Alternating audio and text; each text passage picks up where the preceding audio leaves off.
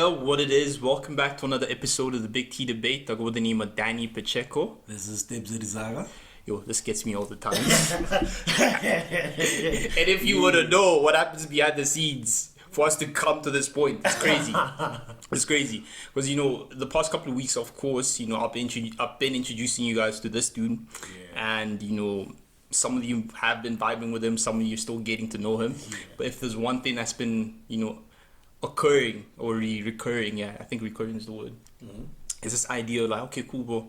We are a team, but we gotta have that one thing that just makes sense.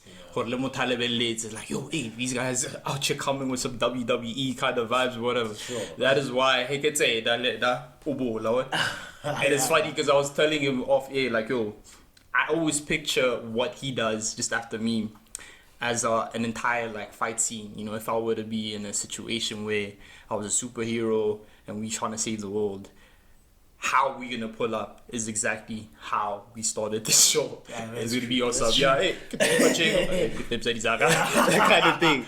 This is how it's gonna be. But yeah, hey, seeing that we just got that out the way, bro, I'm pretty glad that we back. We're doing this. It's been a week, but it feels like a month. But hey, I'm psyched that we back here. I don't even know where to start. Should we start with like the housekeeping? Which is, sama thoma with sore, are you well in spirit? I mean, it's December. First and foremost, the music. Yeah. What have you been listening to? Music-wise, well, I recently started bumping the new Kwa EP, Melon Steez, and it's crazy because you know how ratchet I can be. Yeah. I'm trying my best to let loose and, let the world into my space of, who I am, because apparently I'm not who I seem to be off air, which I find is kind of tricky. I find it kind of tricky for that one friend of mine to say that, because I still feel like, it doesn't matter which language you're using, you're still able to project your true self. But yeah, what I liked about the EP Melon Steez is like they brought it back home, like so I've been bumping that. And then obviously just recycling a couple of new tunes. Still playing that new artwork sounds. What else have I been jamming? Yeah, Lord Cares. I think I told you about Lord Cares. Yeah. A couple of weeks ago. You should check her out. She's got a new project called Midsummer. Okay. Yeah, so it's pretty much a mix between a lot of like alternative R&B and then a lot of piano. Now what's on it that it would be nice to hear some house. Just last night I was listening to some mid-tempo by the deeper soulful sounds. Like, my man, we're missing out. We're missing out. There's some good music out there. Yeah. At least. Yeah, because for me, the one thing I criticize about some of these house people is the access that we get to the music. I'm not out here trying to flex, but like, I never would have. I thought that we'll get to a point where more to at least Apple or have access to just Apple Music and all these type of things. So it sucks the fact that music I agree on like Apple Podcasts and whatever. So I would like to see more of these guys doing that, because now at least I have a phone of which we're using to record right now, but is more than capable to store more music than I would have in the past. Because when I'm still pushing the Android phone, I'm space here. None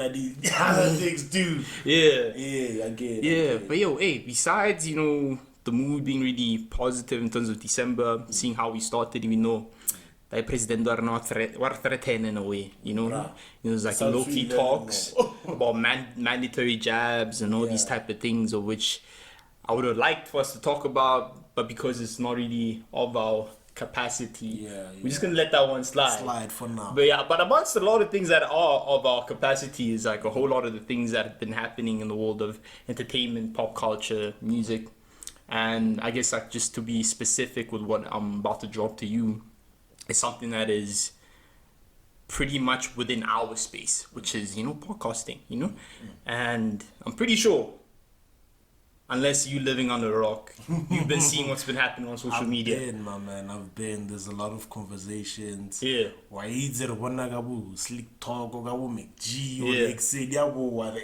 Yeah. This past couple of weeks, there's just a lot of things happening. Yeah, because the whole Natasha thing. Yeah. She released a video, and when she released the video to explain herself, it seemed like, you know, she was incriminating herself even more. And just when you thought that we are not going to hear the most about these controversies that have been popping up, boom, Ashifa interview, AMG said it was going to be the interview of the year. Is low-key playing upon what he was saying it is going to be, even though it is more controversial than it is positive. But yo, he's doing the numbers with that podcast, that recent interview. He's doing the number, and enough for Najuganana, or if I access, you are to speak your own truth or to speak your own opinion about what you have experienced. Because as much as Renara one side of media or a news article saying this about somebody, we don't know what that somebody was thinking or what that somebody was trying to achieve within those specific articles that were released. So what McG is doing for me is a good thing, because he's giving the people the opportunity to express themselves on what transpired. Natasha, she said her piece, but I get it's na Twitter. So yeah, we're still about to find out about these stuff from them. Yeah. Yeah. I like what you said about a person like Mike G using his platform for other people to just open up and say their things, even though for some they say it might be the grandeur. Some say it's because of his years in broadcasting, the skill that he's acquired to be able to just pick anyone, even if it may be a stranger or a homeless person from the street, to be able to open up about their life. And it's been a recent trend because, not everything follows suit. Natasha Tahani, a week after Shifage, Jub Jub. Even though I feel like Jub Jub, he had his own ulterior motives when he came on the platform. He knows. I think he understands the world of entertainment and how much this whole idea of just being controversial, sells and brings in the numbers. Yeah. So when Mac G first, started alluding to the idea that, we got Jub Jub on our platform, this is going to be like our biggest interview, it's going to be the best interview of the year. I really thought that I was going to hear him really drop a ton of gems, actually, not jams. So maybe it's forget that. Like you mentioned what jam, yeah. Yeah. Hey, my man, he said a lot. He said a lot, and he said so much to the point where, hey, I didn't even anticipate such. Like, at our level, something's way too. Like he said a lot of things about a lot of people. And Jub Jub, he's also an individual. He expresses his own Ghana game. What do you call it? Like, I wonder if you wanted to do something, it doesn't happen, type of thing. So obviously, as a human being, you're gonna get mad. You'll be like, "Ish, I wanted something to be like this, but it ended up not being like that." And all this is, he had to speak his own piece. Yeah, and just to add on what I was talking about in terms of just people just opening platforms for other people to speak, I can't help but not think about that Rap Life saga. This is pretty far off from what we're about to get into, Yeah. But in terms of perspective, when Questa was on, he's like, I can't speak for everyone else who's involved. And then when these people are going to express their truths, there's different ways in which they see things and see how things have went or how they went. So in a way, I still feel like, this is where we start now scrutinizing even more. Not even from a truth's perspective, because obviously Amanda DuPont came out and she's like, this is what happened. This guy was lying. But just makes you think like, how much do we know? Because we see a lot of things that are right, we don't know. We really don't know. We will never know because we were never there, first and foremost. Because Kitawaya, two people or that specific party alone within that specific time frame, Jub Jub, Afikata, already his angle was, for me, this is my opinion. That this is my life, this is how I've been living it. Went to prison, went out, tried to rekindle my relationship with my son. But there's a lot of things going on under his life. So the most important thing is that he's trying to address to the world that he wants to be back with his son. There's a lot of sagas that were there. Amanda Pont, they give music, gay family related type of issues. But however, within those issues, he's trying to solve them. But the first thing, so Amanda Dupont, we don't know. I mean, they've been dating for 2 years. And it's not like it's something that they have showed to the media that, hey, there's a thing now. We don't know. Yeah, all of it is just coming out now. It's just coming out now. Yeah, and a lot of people are throwing so many things just to justify, the podcast being there, why it dropped. But I couldn't help but not think about, the woman also. Yeah. Just putting yourself in a woman's shoes, Yeah. Which is why even on the way here and just the many discussions that we've been having about this just behind the scenes was this thing of do you think we well equipped? Do you think we could talk about this? Because I get it's a proverb actually. Yeah, so the whole time when we're discussing this and just looking at how we're gonna talk about this, I couldn't help but think about, what if I say this and then people react in such a way? Because for me, I think the biggest gift that media as a whole, doesn't matter which practice or which medium, right? The biggest gift that media gives to people is the ability to just facilitate a conversation. True. It could start with an ad, whether controversial or not, but just to facilitate that space for us to have a conversation. But now, the situation that we're dealing with something really big and something that a whole lot of women have been having a big problem with.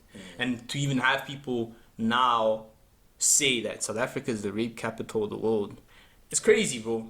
It's crazy. So we are not in any right, in as much as this is a platform for us to just speak and try to find a way in which we could also interact with people on this very same thing that we're discussing right now, which is the whole rape thing, right? I'm losing my train of thought. Yeah. See? This is really tense. We're still talking about the interview with Jub Jub. Yeah. And we're looking at it in all angles because he spoke about a lot of things, and now we focusing on both the ladies involved together with Jub. I think I remember now. Yeah, so in as much as we would want to facilitate an environment for us to openly talk about this, but having people already say such things about the country and saying that it's the rape capital of the world, it's the hub for GBV and all those type of things, you feel like you might have to just sit back because anything might just come out the wrong way. So I guess if it's anything for us to just get to a point where we could just close this off or at least move on into lighter hearted things. I think it's high time that a lot of people took a big responsibility for what they say and how they use their platforms, Like I did mention, I don't know if we were already talking about this on air or not, because I'm already deep in wherever. But even this whole idea of people trying to deplatform MacG for what he's been saying and whatnot, I still find that it might be the wrong approach. I might be wrong. I don't know much. But I feel like, people are calling for this to discredit everything else that he's done. Because I do admit, as a guy and a person within the podcasting space and someone who's also drawn some sort of inspiration, not drawn inspiration to now be using my platform negatively, but drawn inspiration for me to say, hey, I could also do what he's doing. I feel like, okay, cool, this is high time for also MacG to now, recognize that he's also flawed and see ways in which they could now not necessarily say start now making clean content or whatever, because that's not what that platform is about. You know, they have conversations which are gonna make us shake, and which is what's actually happening right now. And I'm not trying to make this moment about Mac G, where this moment should be about something bigger, and that is, you know, the claims that Amanda made against Jub Jub, you know, and every other woman who came out to say, hey, I have a history with this dude, and you know, I've seen these things happen, and I've also been physically, or might have, like, in the literal sense, actually been affected by what he's done. Whatever. So, hey, we have to be careful with what we say. That's also true. Going forward, we really do. Now for Nahi, it was something that he created so that we could have an understanding of where most of the celebrities are coming from. Like, another one that I enjoyed, I think I've also told you this off a GR, like the amount of work that he has done for hip hop. I didn't notice it until he mentioned it, and that's how I got to enjoy the content released. Yeah, because Kizelazaru, you now understand the human side, yeah, the hard-working side. Like, there's a lot, I can name a lot. So sometimes it gets a bit tricky, because as much as you're trying to express your own hard work and where you come from, there's certain things that you never thought it could happen, possibly speaking. Or trying to let our Jub Jub, like, he was speaking about, yo, I'm trying to fix this and that. Then something else comes out. It wasn't something that he planned. And I'm not saying the women are wrong for doing what they did. They have to share. I mean, this is painful for our women included. But it's like a catch 22. It just happens. It just happens. It just happens, yeah. In a way, I don't play chess, but like, what is it, the pawn or whatever? Like, true. Oh, it's in Nike's podcast had to be the pawn, in this whole situation. I think it had to be, the knight. The knight, okay. You see, at this point in time, it seems like we both don't know anything about chess. But Maggie's podcast, in a way, we feel like had to be the sacrifice for this conversation to happen. And not saying that had Maggie not had that conversation with Jub Jub, the stories would have not come out. But then, you know, obviously even wording, like we've been talking about, is something that acted as triggers, you know. That's why I'm saying, you know, we have to be responsible all around. And, you know, certain things, they may come off as jokes, but then, you know, certain other jokes that we can't even make, because, you know, the world is really sensitive. I think these are really sensitive times when we live in it. True. Sensitive times, bro, because besides just the whole rape and GBV stuff being restricted in terms of, you know, what you can say on stage in terms of jokes, there's also other pressing issues like, you know, the LGBTQI community and all that, you know. You have to be sensitive to them also in terms of how you say things, you know. And one friend of mine said something really brilliant that made me understand everything that has to do with, like, why people get enraged when you say something, especially if you're not a part of that particular community. And it's that thing of, like, yo, if you never lived that life, you're not a part of that. So what gives you the right to just pull up? That's also and you could take that further and just use that to express what women are feeling, because women have to be in these situations all the time. We don't know what it feels like to just walk around at night and think about the possibility of some weird stuff happening. It's true. A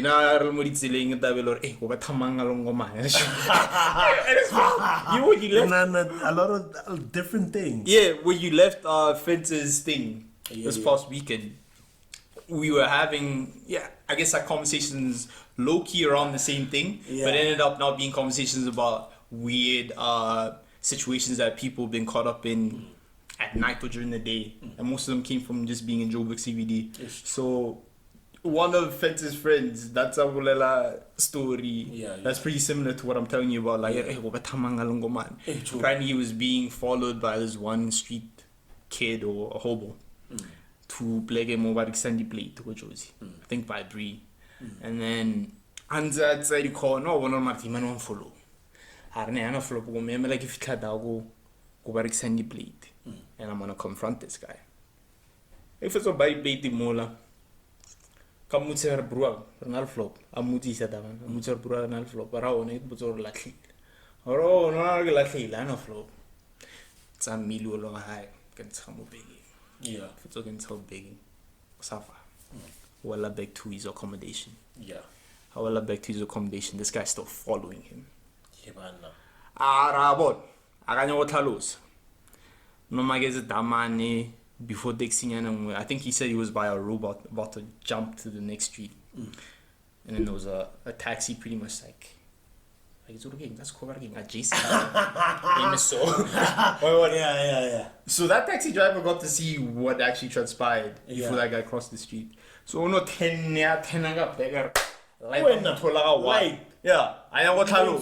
That taxi driver me browse ra sa ton toila gana ti man. Yeah. Tselo to latalana Talan green looks. So hey, I found that really crazy. But you see how our things are super light compared to what women have to go through.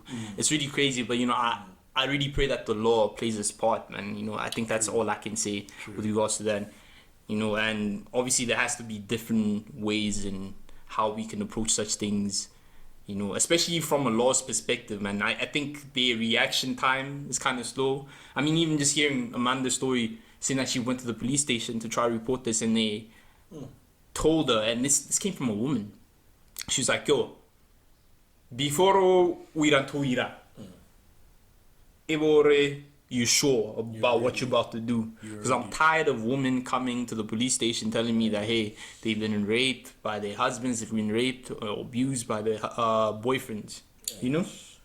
So obviously, so she's like, you know what? I don't know. Maybe I'm not ready to, you know, come out with this yet, you know? But yeah, hey, It's just a lot. this whole story is tense, bro. This whole story is tense. You were asking me about new music that I've been listening to, right? Yeah. And did you detail like what you've been jamming? Bro, I detailed the genre. Oh yeah, you said those deeper soulful sounds. Deeper soulful sounds, right? Yes. Okay, like cool. You know, Yeah. that nice slow house. Yeah. The new stuff. Yeah. I've been there, dog. Did you get a chance to listen to the Big Hash's EP? No, I haven't. You're missing out, bro. Yeah, for real. Is it on iTunes? Yes, on iTunes. A-Reece. The A-Reece star sign. Yeah.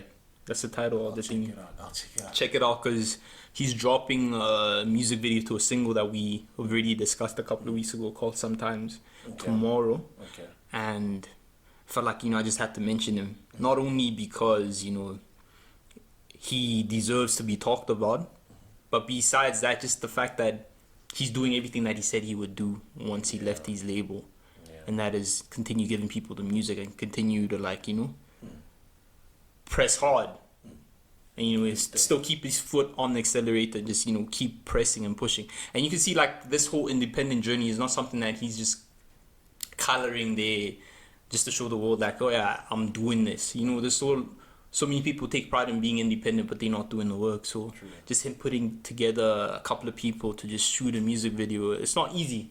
There's this guy who shot a music video, A-Reece. It's called We Both Know Better. We Both Know Better. We both know. Yeah. And that guy's like pretty straightforward when it comes to pricing. Yeah. Before a couple of email, I'll send you know, a quotation. When you enter that dude's Instagram page, pricing is the page. What kind of 60 block. 60 minimum. 60 minimum. Up to 2 clip.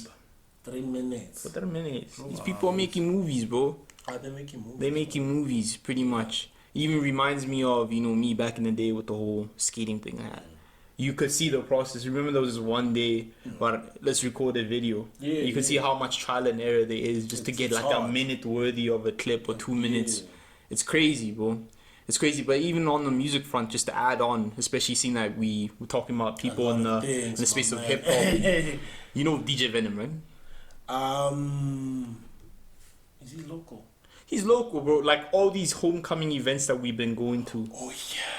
He used to be that guy. Yeah. Then I would say like where Hatfield Square was that place. Yeah. You would hear a DJ Venom, and he's come far. He used to be Chatter Don's tour DJ at some point. Wow. Yeah.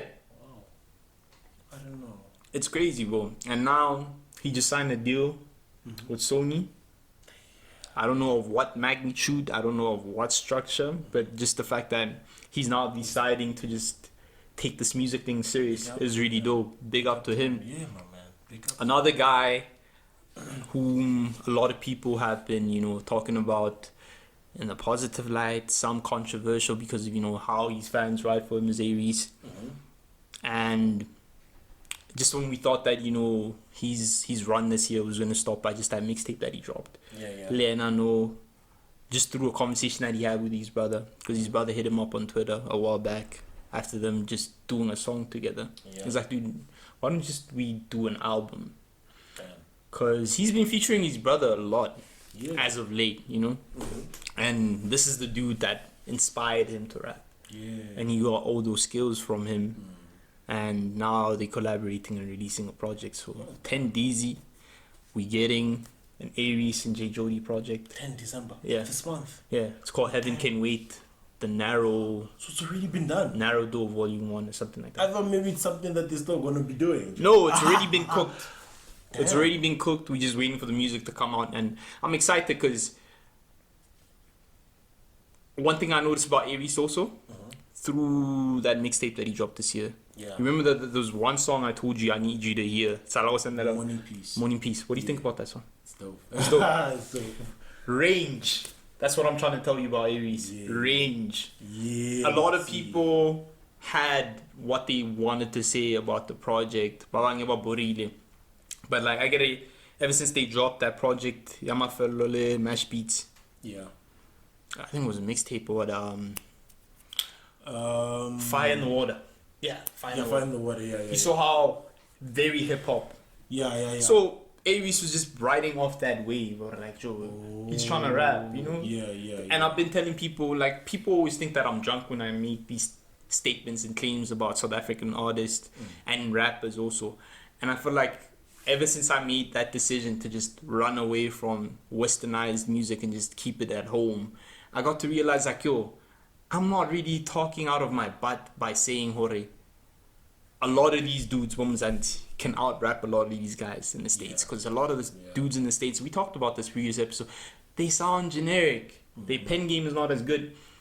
People think I'm crazy, but I still feel like, you know, A-Reece, if we were to be on a song with J. Cole, they could go toe-to-toe. I think that is the reason I've been bringing out a person like Shane Eagle. Remember I said in his album, some of the artists are literally artists from abroad. Yeah. It's because South African artists have that specific content to provide to the whole world. I feel like South African artists are not really recognized as much. But I just hope that things will change for them. Especially A-Reece. Especially A-Reece. Had to be abroad ever since. Yeah. And see that we're speaking about A-Reece and hip-hop. Yeah. You know, apologies if you're watching from home. I feel like we are an injustice for us to just, you know, wrap up the show and not talk about the hardest MC list. Because obviously you had a whole lot of people just thinking, offside and whatnot. What are your highlights? The top 10. What do you think about the top 10? Yo, it's tricky, bro. It's really tricky, but part of it is really granted in terms of like what we see. Should I first mention the top 10 artists that are there? Yeah. Give me a brief read up of quick. Yeah. Because I saw the first one, it was Blackie. Yeah. And the second one, it was Big Zulu. Third one, I'm still trying to get the list. I'm quickly trying to get the list. Third one, there it is. Let's see. Yeah, but first two make sense. That's nasty in the third one. Yeah. Then comes A-Reece, number 4. Number 5 is 25K. Number 6, they gave it both to Ricky Rick and Yeah. KO. Number 7 is Costa Titch. Yeah. Number 8, Lucas Raps. Number 9, Pretty Ugly. Then number 10, D Kuala. Yeah. Yo. What do you think about the list? I have my yeses, my no's, my doubts. Who's your nose? Yeah. I love D Koala. Ne? I haven't heard it. You should listen to it. I haven't heard it. You should listen to it. I mean, besides his Younger Chief, because Younger Chief claims he's the one who made it cool for people to start rapping in Xhosa. But obviously, for us, it wasn't until we heard a Nati rap on Be Careful What You Wish For, where we started, really messing with this whole idea, like, yo, we can mess with Xhosa raps. And if anything, it just made people be proud of who they are. Like I did mention last week, just like a 25K. Yeah. He's also on the list, right? He's Did you mention also on the what number list. was he? Number 5. Yeah, but there was an issue that Scoop had, and I was like, what, before he left the podcast, and he's like, I love D Koala, but I hate the fact that she just dropped her album just like that. And that was in 2019. She dropped a full length album, and she was buzzing there because she had a whole lot of dope singles out and everything. Like the buzz was there. Ugana Jumpa on Utatako remix. Oh yeah, I think I know. Let go. Low-key sounds annoying, but she's dope. Yeah. At first listen, for some people who are not really used to her and whatever, you might feel like, hey, this girl's delivery, hey, but she's really dope. So now people there on the panel were looking at their decision to put her there on number 10 based off just the endorsements that she had. And on top of it, she's the first lady on the list. Another thing that I wanted to say, right? Because she's not the first lady on the list, because there was ladies last year. And I feel like it might have not been a directing, but I feel like unconsciously so, that might have driven them to put her there. Okay. Because every year there's not that much female presence on the list. I get. But then I feel like, besides the deals, I mean, she scored a young distribution with Empire, which is like a big label, of which, according to my knowledge, was run or founded by a black female. But like, I remember like a guy like Ellie Reed. You should read up on him. I think you know him. Like if you see his face, you know. He's also, I think, part of one of the founding fathers. You could correct me if I'm wrong. If you're watching this from home or you're listening from whichever platform. But besides that, Sharp Dilia Adidas, she got that I think early last year or late 2019. That's big. Tommy Hilfiger, she's doing work with them. So besides all these things that I've highlighted with her, which are good positives for her, I mean, she released a single or two, but I feel like the music, it should be like a full. It's true, but full package. But if you've recognized in today's world, I've noticed this when I've watched, I think, the second season of the Hottest MC, when Casper had to be placed number 2.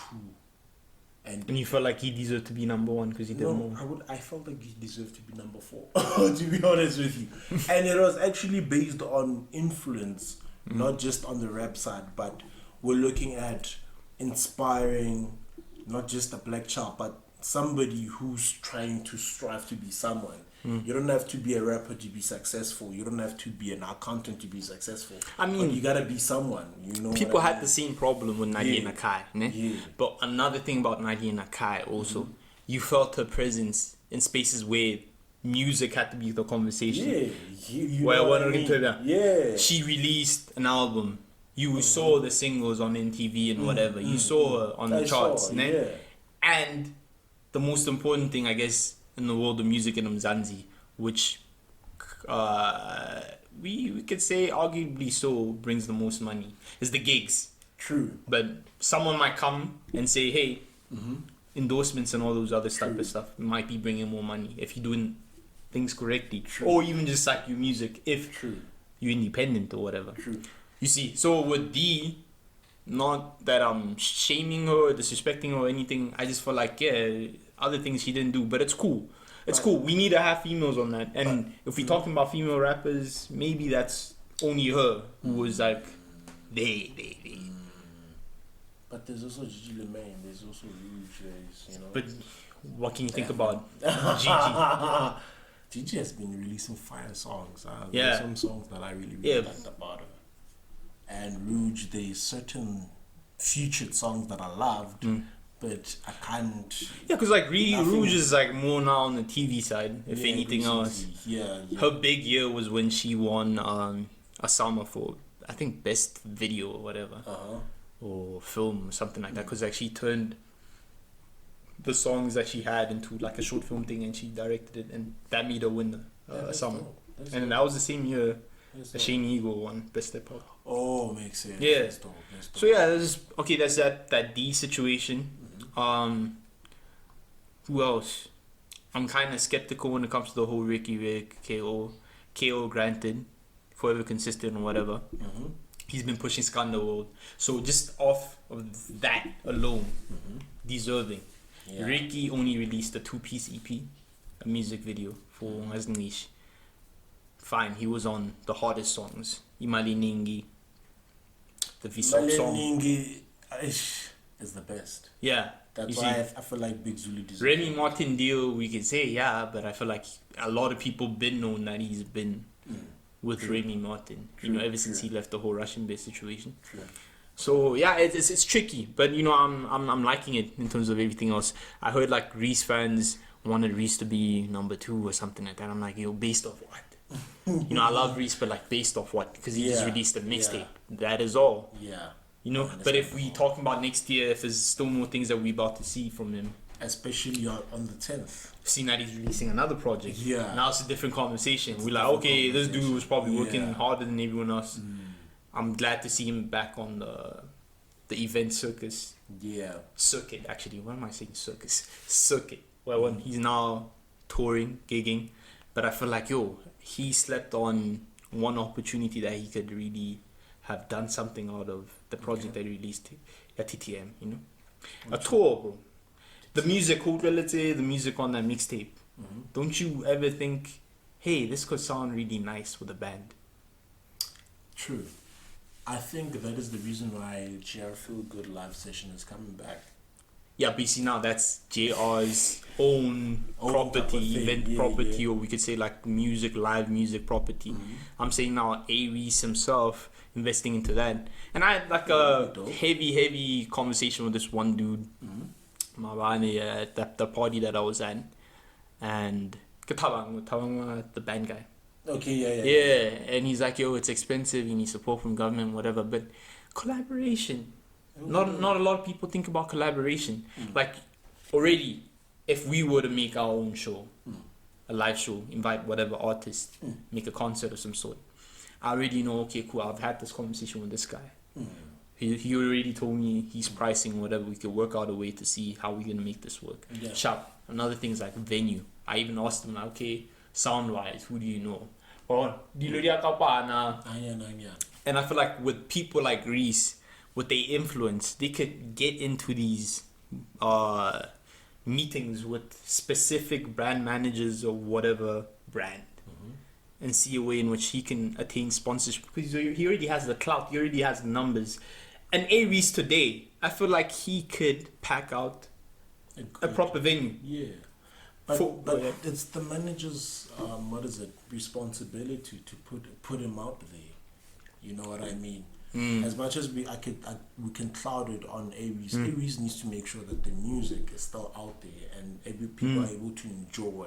And it's it's either on MTV, on videos, or on radio. He's making sure that is actually in place. But when it comes to tours, when it comes to events, that is something that the manager needs to make sure that Reece is like this, is like this. Reece will be like,